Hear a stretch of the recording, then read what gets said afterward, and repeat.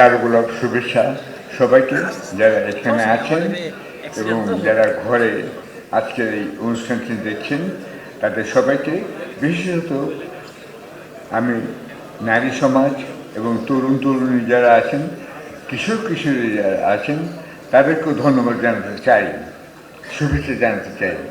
আমার বয়স 91, সুতরাং বুঝতেই পারছেন যে আমি ছোটদের কথা আমার খুব মনে পড়ছে। তারা তো আমাকে দেখেনি, তারা জানে না জায়জাদিন কি, অনেকে লাল গোলাপও জানে না। আমি এখন একটা মিউজিয়ামে পদার্থ হয়ে গিয়েছি, সেই হিসেবে আপনারা আমাকে দেখেছেন, ধন্যবাদ। যাই হোক, আমি প্রথমে এখানে এসেই যে একটি লোকের অভাব খুব বোধ করছি, অনুপস্থিতি বোধ করছি, তার স্মরণে আমি সম্মান এবং শোক প্রকাশ করছি। তিনি হচ্ছেন ডক্টর রেজওয়ান সিদ্দিকী। তিনি আজকে এখানে উপস্থিত নেই, তিনি মারা গেছেন।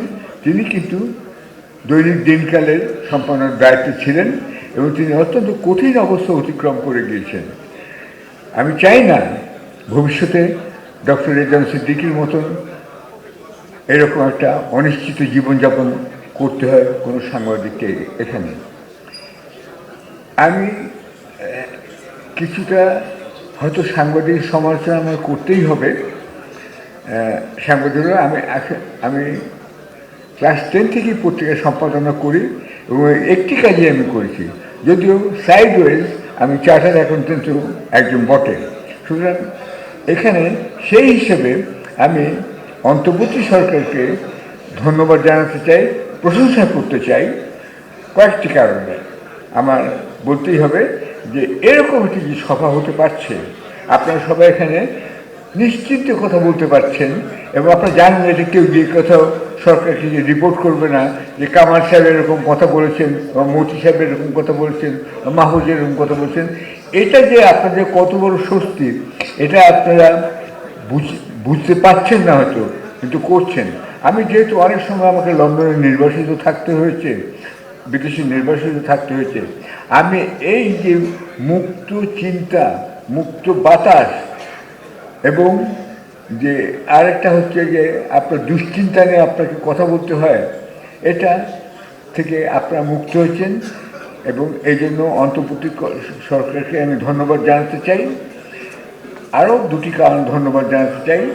তারা এখানে আপনার তেলের দাম ঠিক রেখেছেন, সয়াবিন তেল থেকে শুরু করে ধান চালের দাম ঠিক রেখেছেন, নিত্য প্রয়োজনীয় দ্রব্যদের দাম ঠিক রেখেছেন এবং সবচেয়ে বড় কথা যে এই অন্তর্বর্তীকালীন সরকার ডলারের দাম ঠিক রেখেছে।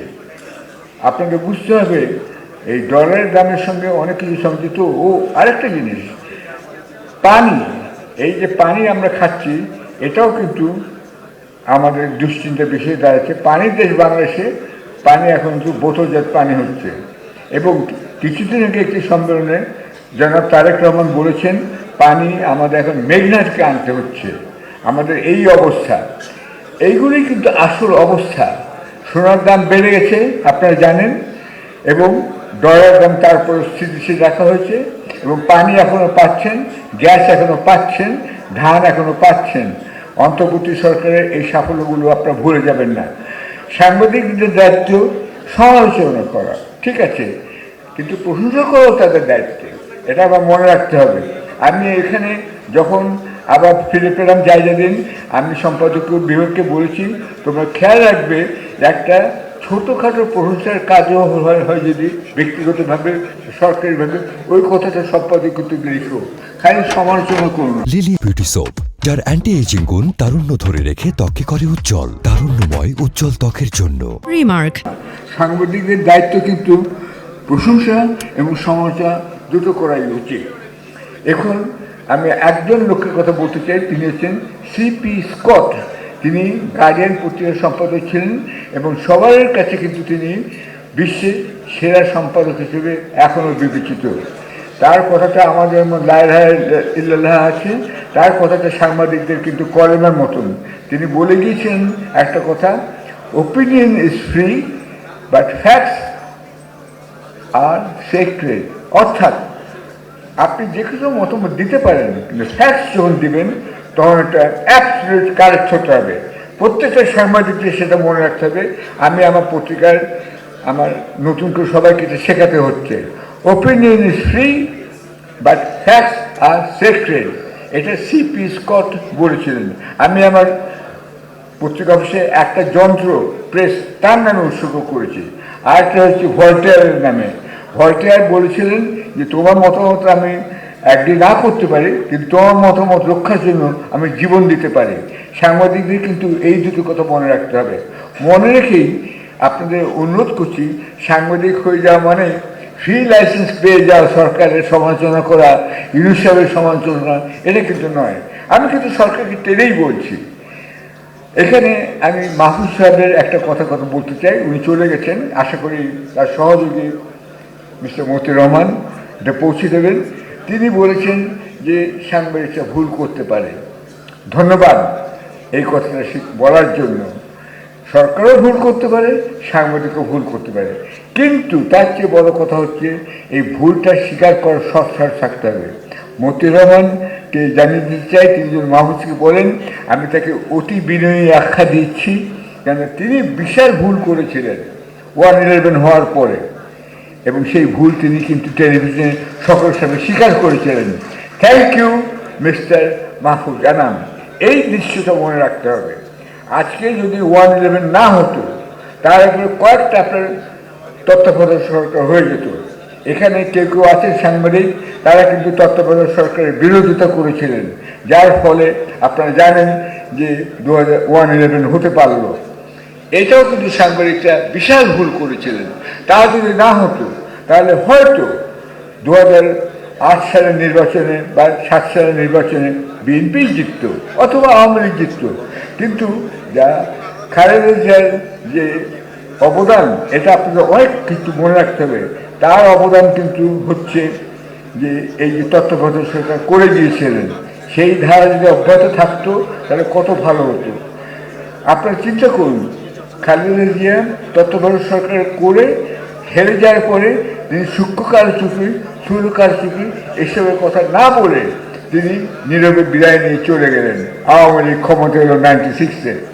তারপরে আবার দেখুন 2001 সালে অত্যন্ত অপ্রত্যাশিতভাবে আওয়ামী লীগের বিএনপি আবার ক্ষমতায় ফিরে আসে। এই যে চেঞ্জ অফ গভর্নমেন্ট হচ্ছিল, আপনার 3টা তত্ত্বাবধায়ক সরকার আন্দোলনে নির্বাচন হলো, এই ধারাটা যারা বন্ধ করলেন তারা জানেন, এবং তাদেরকে আমি এখনো বুঝতে অনুরোধ করছি যে এইটা যেন না হয়। যদি বিএনপি আবার ক্ষমতা আসে, তারপরে কি হবে আমি জানি না, সেটা পরের কথা। কিন্তু সাংবাদিকদের সতর্ক থাকতে হবে। এই তত্ত্বাবধায়ক সরকার যদি ফিরে আসে, সেটা একটা জাতীয় সম্পদ, বিদেশে খুবই প্রশংসিত হয়েছিল, কিন্তু এখানে কয়েকজন সাংবাদিক প্রচণ্ড ভুল করেছিলেন। ব্যক্তিগতভাবে তারা আমার কাছে স্বীকার করেছিলেন তারা ভুল করেছিলেন। এই ভুল যেন আর না হয়। সাংবাদিক মানেই কিন্তু যে আপনি একজন সৎ মানুষ তা কিন্তু নয়, অথবা আপনি নির্ভুল মানুষ তা কিন্তু নয়। আমার নিজের জীবনে ভুল হয়েছে, আপনাদের প্রত্যেকের জীবনে ভুল হবে, এটা কিন্তু হতেই পারে, কিন্তু সেটা স্বীকারও করতে হবে, এবং যাতে ওই ভুল আবার না হয় সেই পথে দেখতে হবে। আমি সাংবাদিকদের প্রতি খুবই অনুরোধ করছি, আপনারা সতর্ক থাকুন। এরপরে আমি চলে যাচ্ছি যে আজকের এই অনুষ্ঠানটার ব্যাপারটা, এটা কিন্তু আপনি খেয়াল করে দেখুন, খুবই ব্যতিক্রমী একটা অনুষ্ঠান হচ্ছে, তাই নয় কি? শেখ মুজিবও দেশে ফিরে এসেছিলেন, কিন্তু এরকম তো অনুষ্ঠান হয়নি। শেখ হাসিনাও দেশে ফিরে এসেছিলেন, এরকম অনুষ্ঠান তো তার ফেরার আগে হয়নি। এই যে মত বিনিময় সভা হচ্ছে আজকে তারেক রহমান ফিরে আসার আগে, চমৎকার কথা, কিন্তু এই জন্য প্রস্তুতি থাকা দরকার। খালি এখানে বক্তৃতা দিলেই হবে না। মনে করুন তারেক রহমান ফিরে এসেছেন, সেই দিন একটা বিচ্ছিন্ন ঘটনা ঘটতেও পারে এয়ারপোর্টে, অথবা রাস্তাঘাটে, যে কোনোখানে, অথবা অন্য শহরে। সেটাকেই যারা নির্বাচন বানচাল করতে চায় তারাই সেটাকে সেদিন খুব বড় করে রাখাবে। এইটা থেকে আমি বিএনপি যে আয়োজক, এটা তার থেকে সতর্ক থাকতে হবে যে তারেক রহমান যেদিন ফিরে আসেন এবং তার পরবর্তী কয়েকদিন যেন কোনো বিচ্ছিন্ন কোট ঘটনা যেন না ঘটে। এটা খুবই জরুরি, কেননা তারেক রহমান এবং বিএনপি এইট পাস না বিএ পাস এমএ পাস আমার কাছে কিছুই আসে যায় না। আমি নিজে একজন চার্টার্ড অ্যাকাউন্টেন্ট এবং সকলেরও বলতে চাই যে আমি বড় বড় কোম্পানিতে কাজ করছি, প্যানামের কাজ করছি, ইন্টারকন্টিনেন্টালের কাজ করেছি, কিন্তু আমি সেটা বলি না। কিন্তু আজকে বলছি এই জন্য পাস করা কে কী করলো না করলো ইম্পর্টেন্ট না। আমার মতো অনেক চার্টার্ড অ্যাকাউন্টেন্ট আছে, আমি হাতে 5টা আঙুল দেখি বলি সব চার্টার্ড অ্যাকাউন্টেন্ট এক নয়, আমি এক নই। তোমরা তোমার মতো কাজ করো। আমি সাংবাদিক হবার জন্য চার্টার্ড অ্যাকাউন্টেন্ট হয়েছিলাম এবং হোটেলের দোকানে চাকরি ছেড়ে সাংবাদিকতা করছি এবং তার জন্য আমাকে বহু দণ্ড দিতে হয়েছে। আমার এক কানে শুনি না, এক কানে দেখি না, এক চোখে দেখি না। এটাই যখন আমি সলিটারি কনফাইনমেন্টে ছিলাম তখন আমার সেই অভিজ্ঞতা হয়েছিল।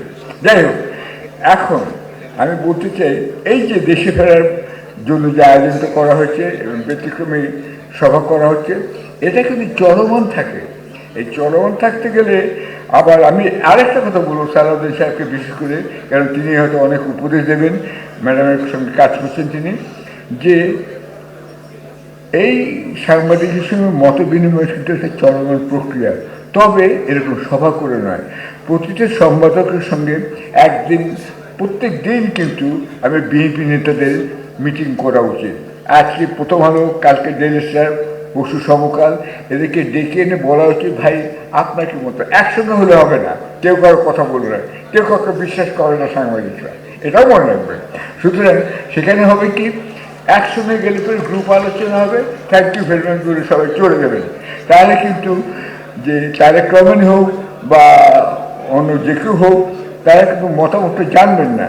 সম্পাদক এবং রিপোর্টার এদেরকে ডেকে ডেকে কিন্তু আমি মনে করি প্রতিদিনের কার্যক্রমের একটা কিন্তু অংশ হওয়া উচিত। এখানে আমি আমার এমপি 29 বছরের ম্যাডাম মার্গারেট থ্যাচার, তার কথা বলতেছে। তিনি আমার এমপি ছিলেন, 1000 গজ দূরে আমাদের বাড়ি ছিল।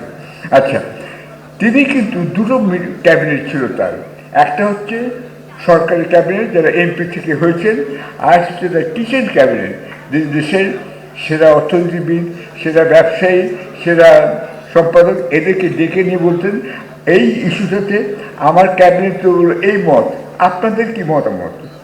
এইটা জেনে তিনি দুটো ক্যাবিনেট সবার মত হচ্ছে যে এটা আপনাদের কিন্তু মনে রাখতে হবে, এটা একটা চলমান প্রক্রিয়া এবং আশা করি সেটা থাকবে। আর সবশেষে আবার আমি ধন্যবাদ জানাতে চাচ্ছি অন্তর্বর্তী সরকার যে এখন পর্যন্ত ডলারের দাম ঠিক রেখেছে, কারণ সেটাই আসল কথা। ডলার ইজ ডলার, এটার থেকে বাইরে যাবার উপায় নেই।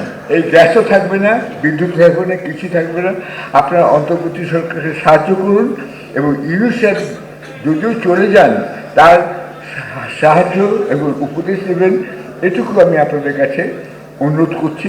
কারণ তিনি একজন অভিজ্ঞ লোক, ব্যাংকিং তিনি বোঝেন, এই যে ব্যাংকিং সিস্টেম যদি ঠিক রেখেছে। ও আরেকটা কথা, সাইফুর রহমান সাহেবকে ক্রেডিট দিতে হবে।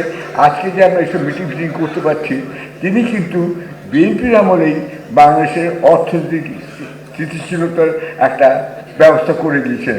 চিন্তা করুন, 76টা ব্যাংক এখানে গত সরকারের অপশাসনের সময় হয়েছে, যেখানে ইংল্যান্ডে বিগ 5 থেকে কমতে কমতে বিগ 3-তে এসে গেছে।